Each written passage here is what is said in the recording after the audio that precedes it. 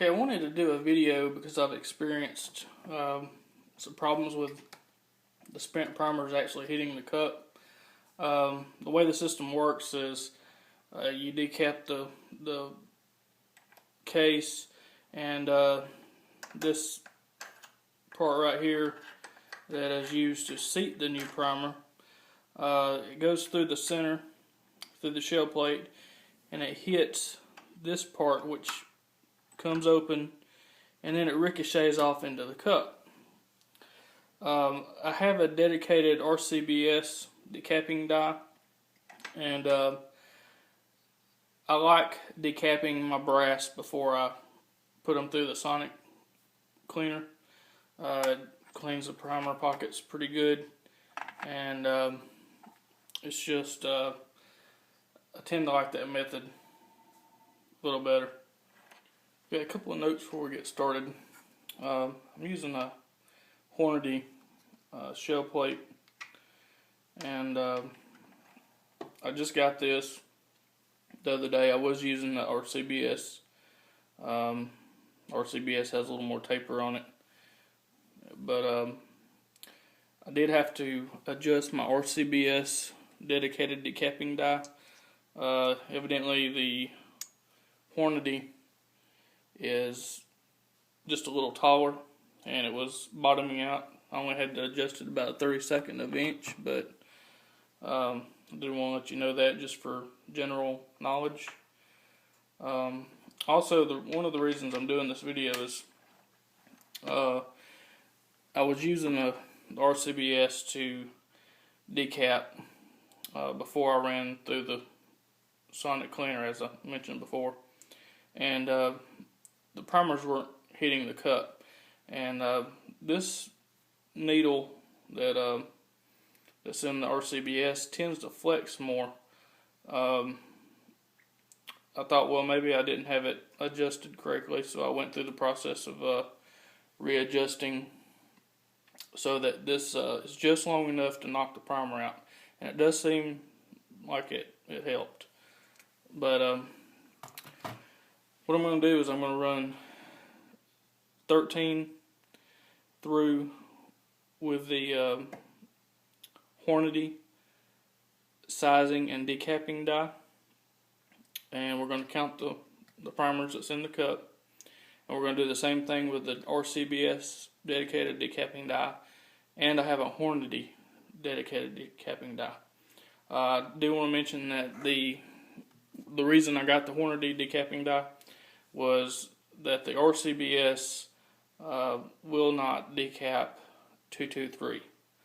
The 223 will not go all the way in, but it will the Hornady. And some of the comments I read on Midway had said that the Hornady, the needle part was not hard enough to decap military brass. I have a lot of surplus 223 ammo, and about the first 10 I run through it, I didn't have any problem, but I did have one that bent my needle, broke it, and then I replaced it and ran a few more through, and I didn't have any problems. So I don't know if it was one that was just stubborn, or if it really has a problem with that, but I did want to mention that. So again, this is the process. I'm going to run 13 through this, count the primers, and we'll see how many catch in the cup. Now we're going to start with the Hornady deep priming and sizing die, 13 of them. I have them all adjusted so that they're just long enough to punch out the primers, no excess. I think maybe that might have been part of my problem on the RCBS, but I did want to test that theory. I did run these through the sonic cleaner. I do not like running dirty brass through my sizer. So far they look like they're all going in. I do notice a difference between the Hornady, the needles, than the RCBS. The RCBS seems to flex more. It's more of a, seems to be more of a graphite.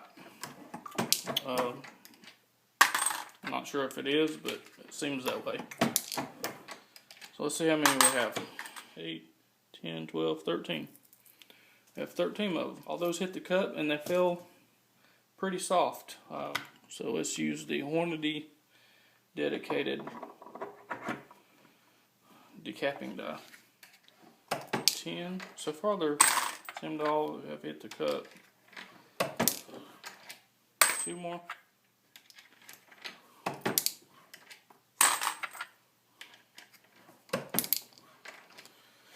7, 8, 9, 10, 11, 12, 13. So all those hit the cup. And this is the RCBS. See that? See how they're just popping out like that. Let me adjust that real quick. Okay, my goal here was to just get the needle part just long enough so it knocks out the primer. I didn't want any extra length because I thought that may be what has caused some of the spring back, and it seems to have helped with this one. Like I said, this RCBS tends to flex more. But one thing I noticed was if you get your piston, your press right at the top, and the handle all the way down is not at the top. You have to lift it a little. If you notice, it does drop, and then it drops just slightly at the bottom of the handle, about at the bottom of the cam. If you'll get it to where it's right at the top, and then just turn the needle. I know you can't see what I'm doing, but if you just turn the needle until it pushes that primer out. See that was a pop.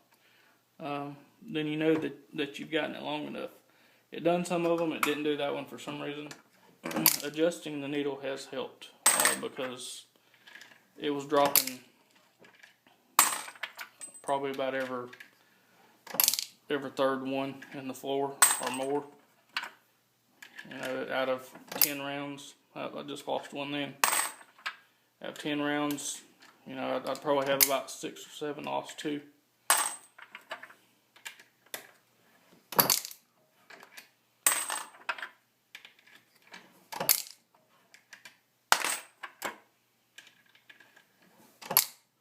Three.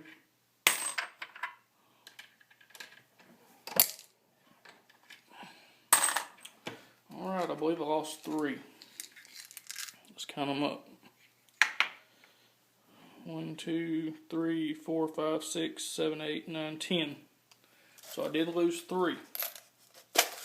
And my theory has proven true that the RCBS needle flexes more, and it does cause the primers to shoot out rapidly, and they bounce out of the cup. So and the Hornady does do 223, so I'll probably start using this one more often.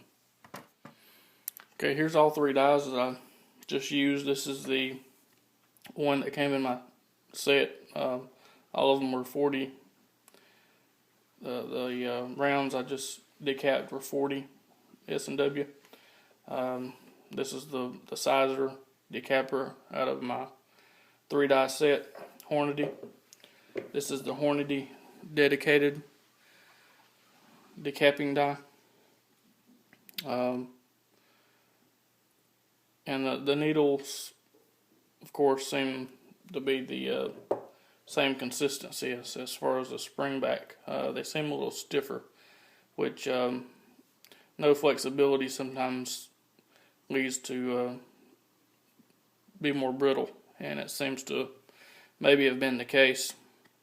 This is the RCBS dedicated decapping die, and you notice there's a little bit of height difference as far as the body. The threaded portion is pretty close to being the same, and again, this will not do 223. The round will not go in. Try to stick it in. It does not go in. The expander port is too large. I have not checked to see if you can get a different expander. Theory proven. I will be using the Hornady dedicated die from now on. Like I said, I do like to decap and then clean my brass because it cleans the primer pocket, and I just don't want to run dirty brass through my sizer.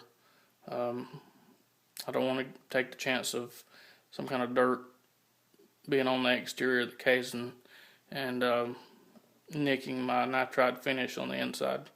So I hope you enjoyed the video, and I hope you found it educational, and thanks for watching.